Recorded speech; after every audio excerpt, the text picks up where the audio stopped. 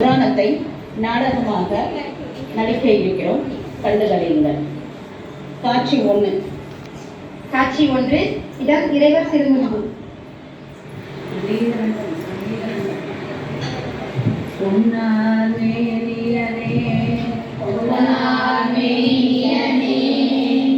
தோலை அரை கசைத்து மின்னா செஞ்சடை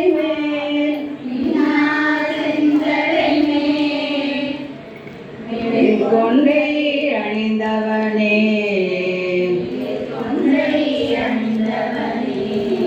மன்னே மாமணியே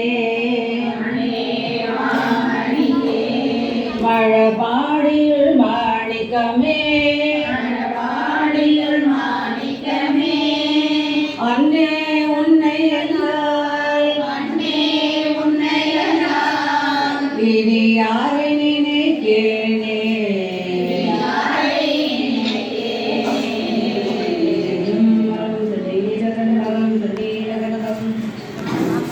காட்சி 2.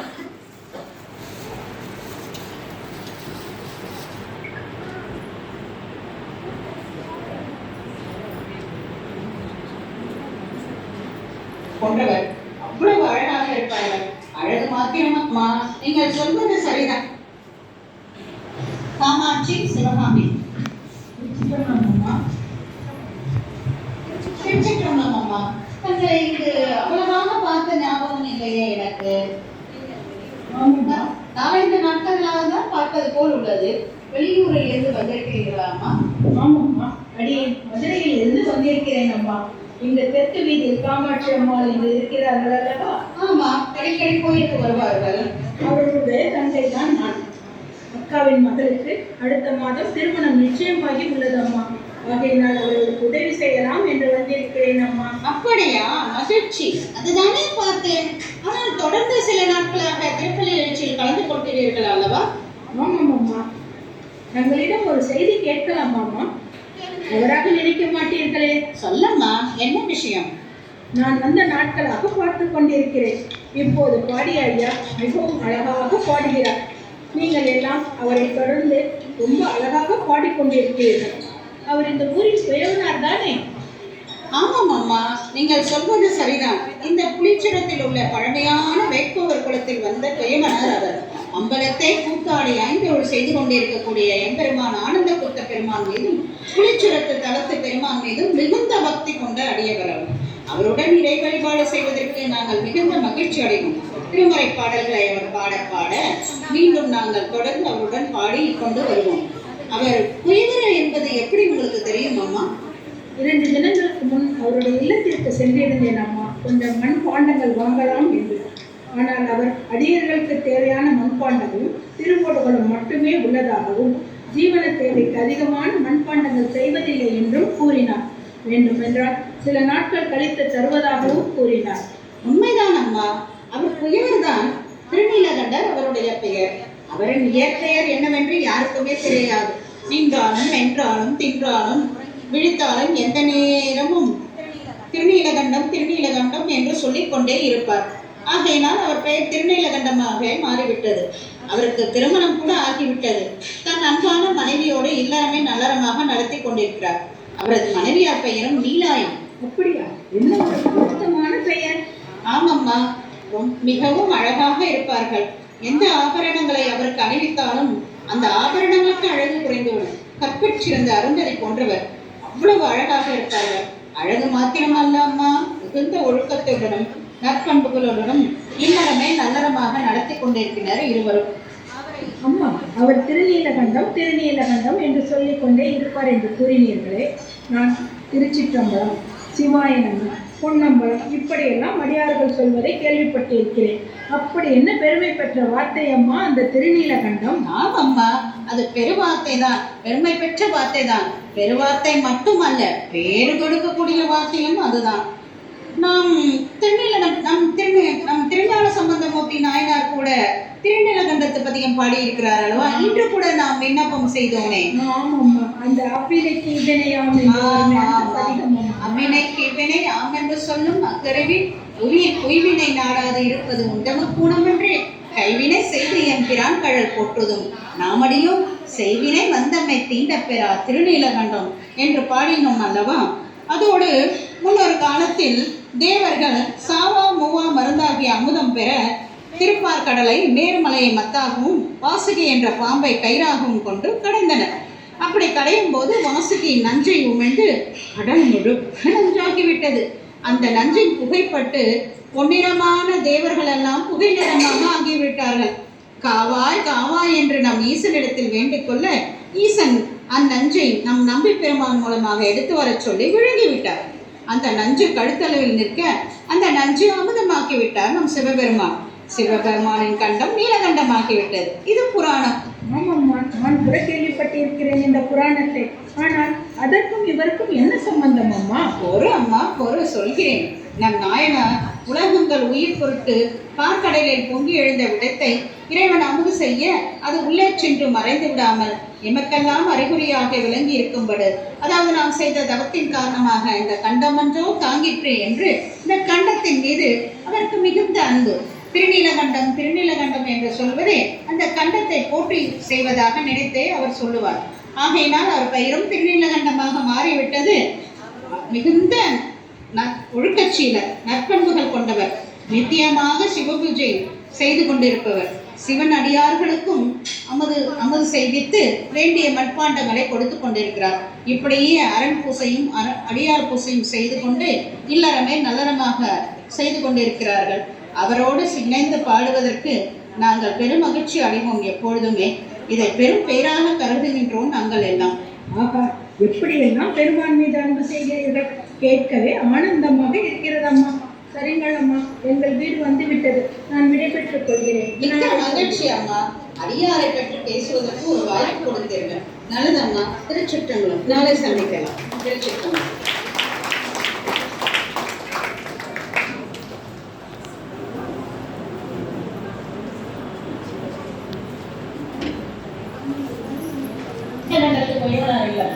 நாயனாரும் ஒற்றை மனைவியாரும் பூஜை செய்கிறார்கள்.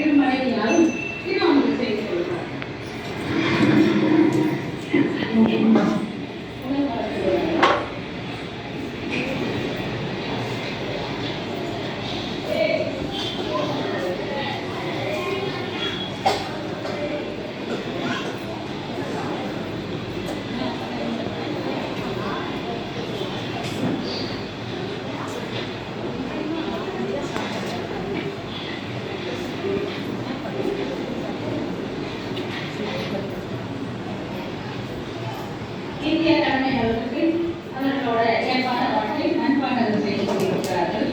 இப்பொழுது காட்சி 4 திருநீலகண்டத்து கோயிலாரிடம் சிவகாமி வந்து தீனாரி அம்மாவிடம் நடந்ததை கூறுகிறார்.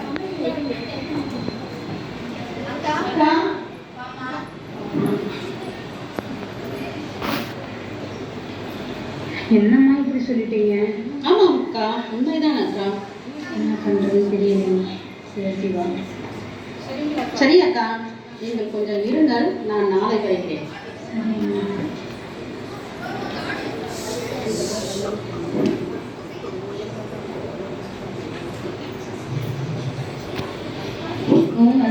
செய்வது? சுவாமி, தாங்கள் எத்தனை ஒழுக்கத்தையும் எத்தனை நற்பண்புகள் கொண்டவர். எந்த ஊருக்கோ ஒரு உதாரணம். சிவனடியாரோட தாங்களாக இந்த தவற்றை செய்வது இது நம் சைவ ஒழுக்கத்திற்கே ஒரு கேடல்லவா? ஆமாம், நான் செய்தது மிகப்பெரிய தவறு தான். இந்த துறையில் எளியனாகிவிட்டேன். நீ இந்த தவறை என்னாலும் செய்யவும் மாட்டேன் அம்மா.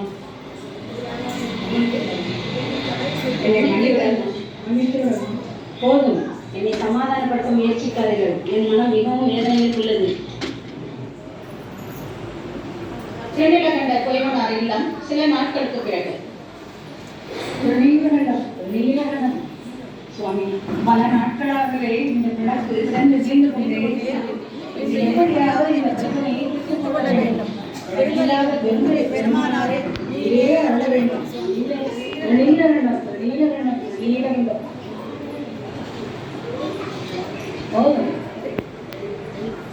நீராணி, இன்னும் உன் கோபம் தீரவில்லையாமா? நான் செய்த தவற்றை இன்னும் மன்னிக்க மாட்டாயா? ஆமா, நீ சொல்வதும் சரிதான். ஒரு சிவனடியாராக இருந்து கொண்டு நான் இப்ப ஒழுக்கத்துடன் நல்லவா இருந்திருக்க வேண்டும். இனி அப்படியே இருப்பேன் அம்மா. போதும், என்னை தீண்டாதீர்கள். திருநீலகண்டத்தின் மீதான என்னை தீண்டாதீர்கள். என்ன சொன்ன? திருநீலகண்டத்தின் மீது ஆணையா? சிவசிவா, திருநீலகண்டம் நீலகண்டத்தின் மீது ஆணையாக இருந்து எம்மை என்றுதானே சொல்கிறார். திருநீலகண்டம். இனி உன் இனமாகிய பெண்ணை ஒரு நீ உட்பட யாரையும் என் மனதாலும் தீண்டவும் மாட்டேன், உறவும் மாட்டேன் அம்மா. என்னை மன்னித்து விடு. திருநீலகண்டம்.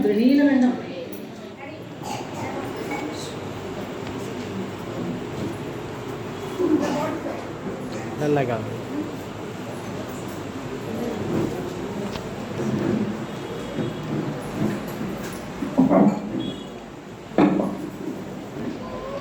இளம் கோயமனார் இல்லம் சில வருடங்களுக்கு பிறகு. அக்கா, எத்தனை வருடமாக பார்த்து கொண்டிருக்கிறோம். நீங்கள் எப்போதும் சிவநாமத்தை ஜெபித்துக் கொண்டே இருக்கிறீர்கள். வீட்டை விட்டு வெளியிலே வருவதில்லை. அதை விட்டால் ஐயாவுக்கு உண்டான பூஜைகளுக்கு உதவி செய்வது, அவர்களுக்கான பணிவிடை செய்வது, இப்படியே இருக்கிறீர்கள். ஆமாம் அம்மா, நானும் அந்த நாட்களாக கவனித்துக் கொண்டுதான் இருக்கிறேன்.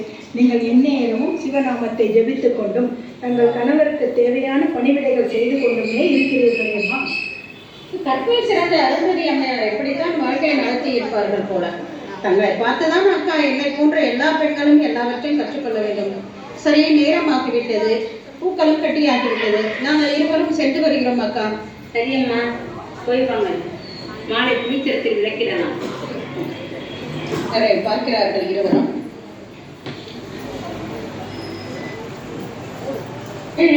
இடம் கொய்மனாரது இல்லத்து வாசல். இடம் கொய்மனார் இல்லம் இந்த சிரிப்பை ஒற்றி அவருடைய பூவும் அணிந்த கோலமும் சாமிக்கெல்லாம் இருக்குமே. என்ன ஒரு சிவக்கடாட்சம். அந்த கையில் குளித்திரத்தில் விளக்கிடலாம். அதை பார்க்கிறார்கள் இருவரும்.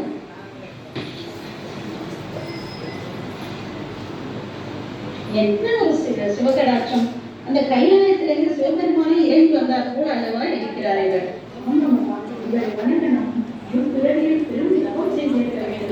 கீழோட கோவணம் சாத்தி ஒரே சிறுமியை அந்த திருநீரில் திருநீற்றை அணிந்திருக்கும் அவருடைய திருநீற்று நெற்றி, அவருடைய பூவும் அணிந்த குணமும் சாமிக்கெல்லாம் இருக்கும் நீண்ட சடை.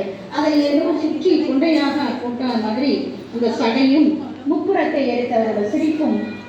ஆமாம் அம்மா, அவர் முகத்தில் இருக்கும் இந்த புன்முறுவலை பார்க்கும்போது அப்பர் பெருமான் பாடி நாம் தினமும் பாடுவோம் தேவாரத்தில் வருவது போல் குனித்த புருவமும் கொவ்வை செவ்வாயும் குமிழ் சிரிப்பும் என்பது போல் அந்த சிரிப்பு எவ்வளவு அழகாக இருக்கிறதம்மா.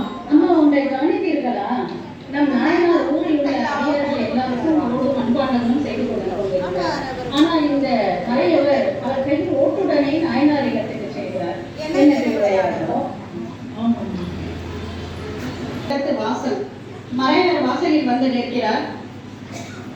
கொய்மனாரும் அவருக்கு மனைவியாரும் அவருக்கு பூசைகள் செய்கிறார்கள். நீலகண்டரே, நீலகண்டம், நான் செய்த பெரும் பேரழகா மறைவர் என் இல்ல தேடி வந்தது. மறைவர் தான். ஆம், நீங்கள் எந்த நேரமும் வழிபாடு செய்து கொண்டிருக்கக்கூடிய நீல இடத்தை மறைத்துக் கொண்டு வந்த மறைவன் தான் நான். கொண்டு வந்து அடியாரை அழைத்துக் கொண்டு வந்து மாதபூசை செய்கிறார்கள். அவருக்கு உண்பதற்கு கொடுக்கிறார்கள்.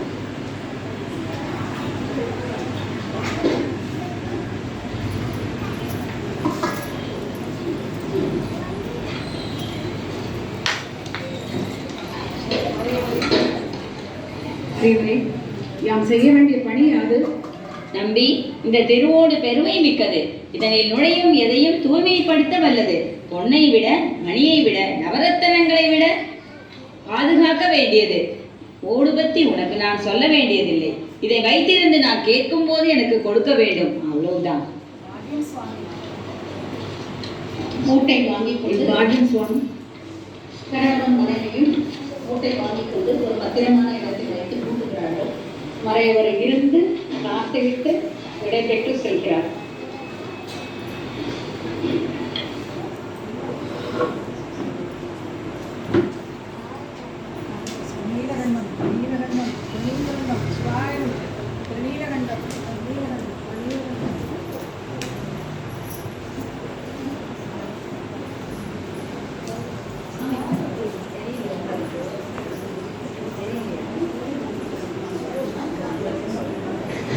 காட்சி 8. இடம் கைலாயம். சுவாமி, திருநீலகண்டர்கிட்ட ஒரு ஓடு கொடுத்து பல வருடமாகிவிட்டது. அவர்களுக்கு எப்போது அருள் செய்ய போகிறீர்கள்? ஆம் தேவி, அதற்கான நேரம் கணிந்து விட்டது பார்வதி. அப்படியானால் திருநீலகண்டருக்கும் அவர் துணைவியாருக்கும் அருள் செய்ய பூலோகம் செல்கிறீர்களா சுவாமி? ஆமாம் தேவி, பூலோகத்தில் உள்ள மக்கள் நன்னெறி விளக்கம் எது என்று தேடிக்கொண்டிருக்கிறார்கள். அவர்களுக்கு புலன்களை அடக்கி வாழும் வாழ்க்கையே நன்னறி என்று காட்டப் போகிறேன். இளமையை துறப்பது என்பது மிகவும் கடினம் அல்லவா சுவாமி? ஆமாம் தேவி, தேவர்களும் முனிவர்களும் ஏன் தேவாதி தேவர்களும் கூட மன்மதனின் லீலைகளை வென்றாரில்லை.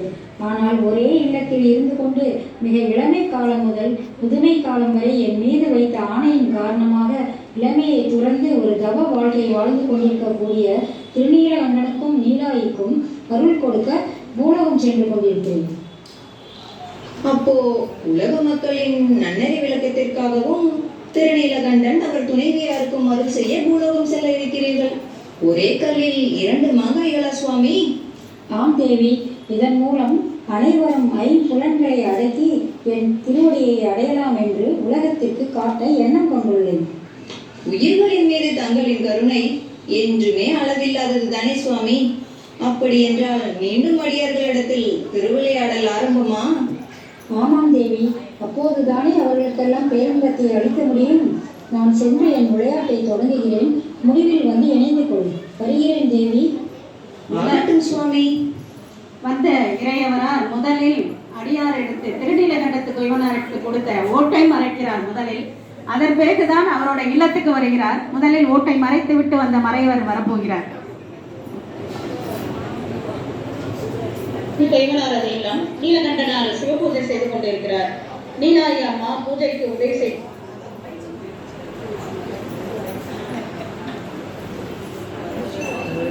கொண்டிருக்கிறார்கள். சிவகாமி பூ கொடுத்து கொண்டிருக்கிறார்.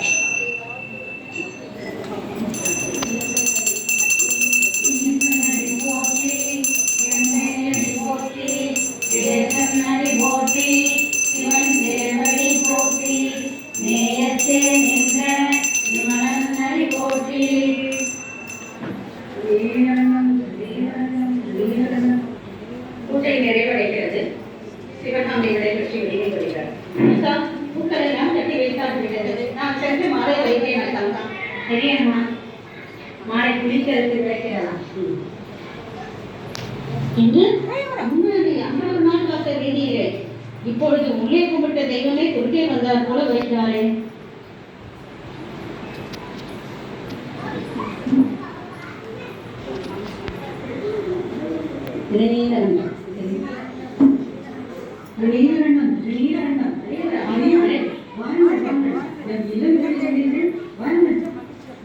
மறையவர்தான் கங்கையையும் சடையையும் மறைத்ததோடு அல்லாமல் உங்களுடைய திருமொழியையும் மறைத்துக் கொண்டு வந்தவர் நானே.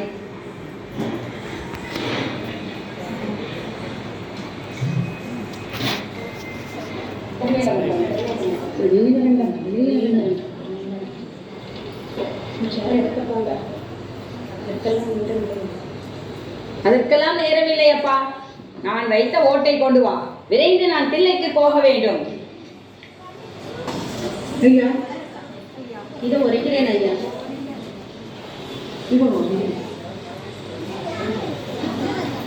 என்னப்பா, உடனே கொண்டு வருவது போல ஓடினால் இன்னும் வரவில்லை.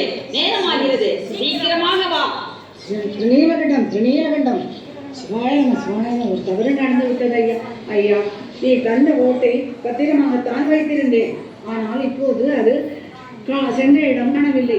பெரிய குற்றம் நிகழ்ந்து விட்டது ஐயா. மன்னித்து அருளுங்கள். நீண்ட நாட்கள் உழைக்கக்கூடிய ஓடி என்னிடம் உள்ளது. அது ஒன்று தருகிறேன். அதை பெற்றுக்கொண்டு என் தவறை மன்னிக்க வேண்டும் ஐயா. என் ஓட்டை தொலைத்து விட்டாயா? என் ஓட்டை களவாண்டு கொண்டு போய் சொல்கிறாயா? அன்றே நான் கூறினேனே, இது மிகவும் சிறந்த ஓடு, பொன்னிலும் மணியிலும் வைரத்திலும் பாதுகாக்க வேண்டியது என்று. அப்படி இருந்தும் என் ஓட்டை நீ கிளைத்து விட்டாயா? அல்லது உயர்ந்த ஓடு என்பதால் களவாண்டு விட்டாயா? இல்லை சுவாமி, இல்லை. பொய் கடவு என்பது என் கனவிலும் மனதிலும் வந்ததும் இல்லை. ஆனால் வைத்த ஓடு போன இடம் தெரியவில்லை. அதுதான் உண்மை சுவாமி. அப்படியானால் உன் மனதிலும் என் பொருளை களவாடவில்லை என்பது உண்மையானால் உன் மகன் மீது சத்தியம் பண்ணி சொல், நான் ஏற்றுக்கொள்கிறேன். இல்லை என்றால் என் ஓடேதான் வேண்டும். சுவாமி, என் விதி போலும். நீங்கள் அருள் செய்தாலும் அதை ஏற்றுக்கொள்ளக்கூடிய நிலையில் அடியேன் இல்லை. ஏனென்றால் எனக்கு மகனும் இல்லை சுவாமி. நான் என்ன செய்வது? உனக்கு இன்னொரு வாய்ப்பு தருகிறேன். இது மட்டும் நான் சொல்லித்தரேன். உனக்கு இன்னொரு வாய்ப்பு தருகிறேன். மகன் இல்லை என்றால் என்ன? இதோ உன் மனைவியின் கையை பிடித்து நான் எடுக்கவில்லை என்று சத்தியம் செய். நான் போய் விடுகிறேன். இல்லை என்றால் என்னோட ஓடேதான் வேண்டும். அதை தவிர பொன்னாலான ஓடு கொடுத்தாலும் நான் வாங்க மாட்டேன். நான் என்ன, என் அடியார்களே பொன்னோட்டை வாங்க மாட்டார்கள். சுவாமி, எங்களின் ஒரு சபதத்தால் நான் அவரை தீண்ட இயலாது, சத்தியம் செய்யவும் இயலாது சுவாமி. என்னப்பா சொல்கிறாய்? நான் வைத்த பொருளை திருப்பி கொடு இந்த பொருளை திருப்பி கொடு என்றால் கொடுக்க மாட்டேன் என்கிறாய். மகன் இல்லை என்றாலும் பரவாயில்லை, மனைவியின் மீது ஆணைகள் என்றாலும் கேட்க மாட்டேங்கிறாய். இதனால் வரும் பழி பாவத்திற்கு அஞ்சாமல் இருக்கிறாய். உன்னை வளைத்துக் கொண்டு என் இடத்துக்கு போவதல்லாமல் நான் போக மாட்டேன். நான் தில்லைவாழ் அந்தனர் சபையை நாடப் போகிறேன். திருநீலகண்டம்.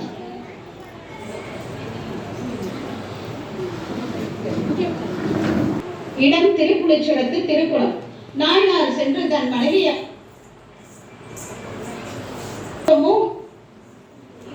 தில்லைவாழ் அந்தனர் சபை தில்லை வேதியரும் நம்முடைய தேவனாரும் வந்து இருக்கிறார்கள். வேதியரே, என்னுடைய வழக்கில் சொல்லும். இதோ நிற்கின்ற குயவரிடம் நான் என்னுடைய மண்ணோடு ஒன்றை தந்து பத்திரமாக வைத்து திரும்ப என்னிடம் தர வேண்டும் என்று சொல்லிக் கொடுத்திருந்தேன். அதை திருப்பி தர மறுக்கிறான். மறைந்து விட்டது என்கிறான். அதற்கு நான் நீ களவாடவில்லை என்பது உண்மையெனில் உன் மனைவியின் கையை பற்றி குளத்தில் மூழ்கி ஆணையிடச் சொன்னேன். அதற்கும் மறுக்கிறான். இதுவே நடந்தது. அழகிய திருக்கோணத்தில் இருக்கும் முயவனாரே, நடந்ததை நீர் சொல்லும். ஐயா, சில நாட்களுக்கு முன் இம்மறையவனார் வந்து என்னிடம் ஒரு ஓடு கொடுத்து இது நீர் நெறியான ஓடு என்று அதன் பெருமைகளை விளக்கி சொல்லி அதை பத்திரமாக பாதுகாக்கவும் சொன்னார். உண்மைதான். அதற்கு தக்கவாறு நானும் அதை பத்திரமாகத்தான் ஒரு நல்ல பெட்டியில் வைத்து இருந்தேன். ஆனால் அது இப்போது போன இடம் தெரியவில்லை ஐயா. ஒரு தவறு நடந்து விட்டது. ஆனால் வேறோடு தருகிறேன் என்றாலும் ஒப்புக்கொள்ள மாட்டேன் என்கிறார். இதுவே நடந்தது ஐயா.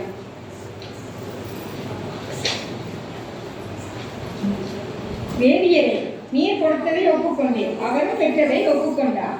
நீர் பெற்ற ஓட்டை பாதுகாத்து திருப்பி தரவில்லை எனில் அவர் என்ன சொல்கிறாரோ அதன்படி நடப்பதே கடமை.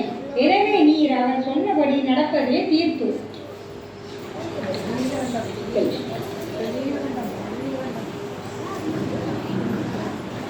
இடம் திருப்புலிச்சுரத்து திருக்குளம். நாயனார் சென்று தன் மனைவியை அழைத்துக் கொண்டு வந்து ஒரு மூங்கில் தண்டு ஒரு பக்கம் மனைவியாரும் ஒரு பக்கமும் தானும் பிடித்துக் கொண்டு குளத்தில் மூழ்க எத்தனிக்கிறார்கள். அப்பொழுது சிவவேதியர் மாதை தீண்டி முழுகும், மாதை தீண்டி முழுகும் என்று அலறுகிறார். குயவனர், அடியே இளமை மீதூர இன்பத்துறையில் எழுதினானே, என் மனைவியாரை இருந்து என்னுடன் கோபித்துக் கொண்டிருந்தார். நான் அவரை சமாதானப்படுத்த முற்படும் பொழுது அவர் ஒரு சபதம் ஒன்று கூறினார் அல்லவா, அதையும் இங்கு கூறுகிறேன். நான் அவரை சமாதானப்படுத்த முற்படும் பொழுது என்னை தீண்டுவீராகில் எம்மை திருநீலகண்டம் என்று திருநீலகண்டத்தின் மீது ஆணையிட்டு விட்டார். எம்மை என்றதால் அதை இனமாகிய பெண்களை மனதாலும் கூட நான் இதுவரை தொட்டதும் இல்லை, நினைத்ததும் இல்லை ஐயா. ஆகையினால் இப்பொழுது மனைவியார் கையை பிடித்துக் கொண்டு என்னால் இந்த சபதமும் செய்ய இயலாது, இதுவே என் நிலைமை ஓவியா என்று கூறிவிட்டு நாயனாரும் திருமலையாரும் குளத்தில் மூழ்குகிறார்கள். மீண்டும் காட்சி 12. இடம் திருக்குளத்தின் அருகே. மூழ்கிய கணவரும் மனைவியும் இலங்கை திரும்பிய கோலத்தோடு பூவின் மழையில் நனைந்து வெளியே வருகின்றனர். இதுவரை வெளியே நின்ற இறைவனார் மறைந்து பார்வதி அம்மையுடன் ரிஷபத்தில் காட்சி தருகிறார். இறைவர் புலன்களையும் வென்ற நீவீர் இருவரும் இனி விருப்புடன் இளமை மாறாத இக்கோலத்துடன் நம்முடன் இருப்பீர்களா? நீலகண்டம் சுவாமி, நீலகண்டம். அப்படியே திருநீலகண்டத்து குயவனாரை அவர் திருமணியாரும்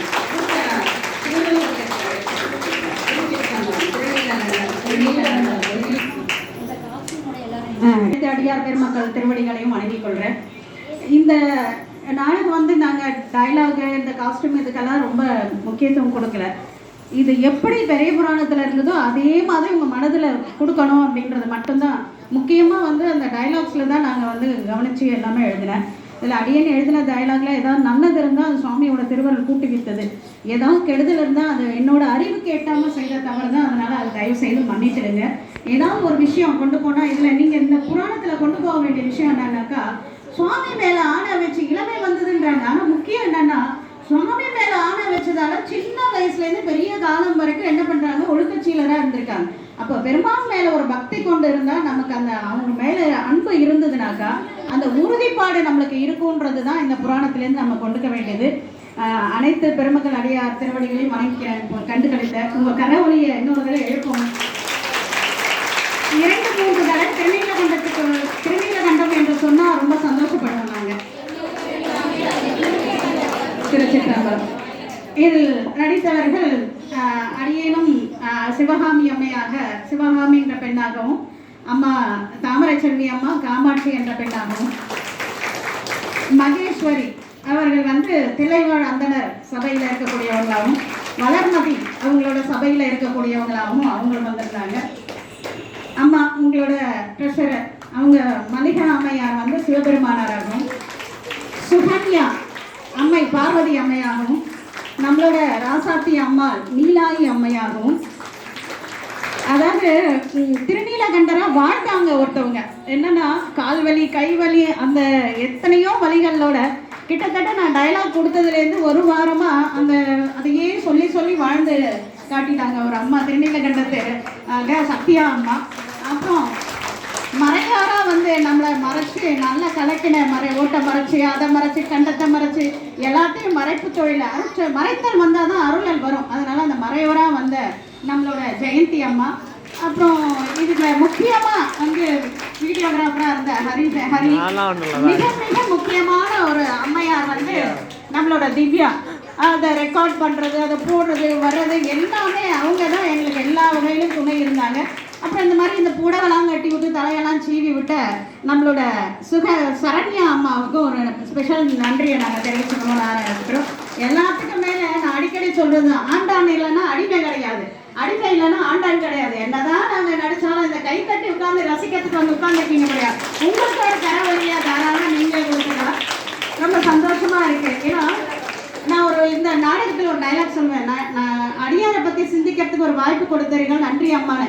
அது உண்மையான டைலாக். நான் எழுதினது செல்வி அம்மாவுக்காகவும் நம்மளோட அம்மாவுக்காகவும். ஏன்னா எனக்கு இந்த வாய்ப்பு கிடைச்சதால தான் கிட்டத்தட்ட இது திருநீலகண்ட குயவனாரே நினச்சி சாப்பிட்டு நின்றாலும் மென்றாலும் தின்றாலும் முறங்கினாலுன்ற மாதிரி நாங்கள் கிட்டத்தட்ட ஒரு வாரம் 10 நாளாக நீலகண்டத்து கோயிலாரை தான் சாப்பிட்டோம், நீலகண்டத்து கோயிலாரை தான் வந்து நினச்சோம், அவரை தான் இது பண்ணோம். இந்த ஒரு வாரம் நல்ல பொழுது கலவுப்படாத பொழுது ஆக்கி கொடுத்த அம்மாவுக்கு எங்களோட ஸ்பெஷல் தேங்க்ஸ் சொல்லிட்டு எல்லாருக்கும் மேலே நம்மளோட இதெல்லாம் என்ன ஆட்டடித்தால் ஆரோவர் ஆடாதாரேன்ட்டு இது ஒரு நாடகமாக நாங்கள் நினைக்கல, இது ஒரு சின்ன ஒரு கலை நிகழ்ச்சியாக நினைக்கல. சாமி வந்து அவர் அருள் என்னன்னா ஒரு அணுவை கூட கூட அசைக்க முடியாது. இந்த இடத்துல இந்த வார்த்தையை பேசணும், இவரை நினைக்கணும், இவரை சிந்திக்கணுன்றதுக்கெல்லாம் சுவாமி என்னைக்கும் எழுதி வச்சிருக்கிறார். தில்லைக்கூத்த பெருமானார், அந்த சிவகாமி அம்மையுடனாய தில்லைக்கூத்த பெருமானாருக்கும் இந்த இவ்வளோ அழகா அந்த புராணத்தை எழுதி வைக்கலாம்னா நம்மளுக்கு எப்படி தெரிஞ்சிருக்கும்? சேக்கிழா பெருமான் அல்லவா எழுதி வச்சார், அவரை மறக்கலாமா? அவருக்கும் எல்லாருக்கும் நன்றியை கூறி இந்த இடத்துல இந்த விழாவை நிறைவேற்றுறோம். இனி வருடா வருடம் அம்மா அதை அனுமதிச்சா மாதத்துக்கு ஒரு நாடகம் கூட நாங்கள் போட்டு உங்களெல்லாம் மகிழ வைக்க தயாராக இருக்கிறோம். கை தட்ட மட்டும்